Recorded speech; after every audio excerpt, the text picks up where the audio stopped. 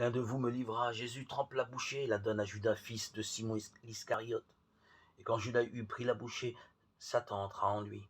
Jésus lui dit, alors, ce que tu fais, fais-le vite. Judas prit donc la bouchée et sortit aussitôt. Or, il faisait nuit. Jean 13, 21, 30. Il n'est pas facile d'affronter ses adversaires, mais il est plus terrible encore d'être trahi par ses amis, par ceux en qui on avait confiance. Judas a été aimé par Jésus, appelé par lui, être un des 12. Jésus lui a lavé les pieds et l'a invité à prendre le repas avec lui. Et c'est lui qui va trahir le maître. Ne jetons pas la pierre à Judas, nous aussi, nous avons été appelés et choisis. C'est moi qui vous ai choisis et établis, dit Jésus. Jean 15, 16.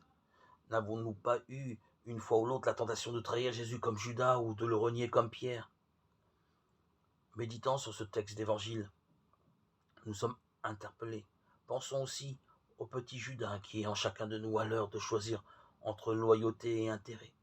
Nous avons tous la capacité à trahir, à vendre, à choisir dans notre propre intérêt. Nous avons tous la possibilité de nous laisser attirer par l'amour de l'argent ou des biens ou du bien-être futur. Judas, Judas, où es-tu?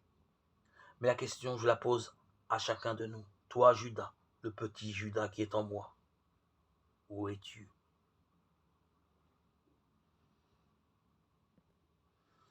Jésus partage avec ses amis les plus proches.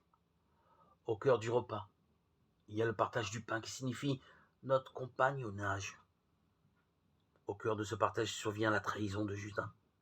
Mais au cœur de ce partage, Jésus donne sa vie pour nous. Aujourd'hui, partageons une parole d'espérance ou de pardon avec celui ou celle qui m'a trahi ou blessé.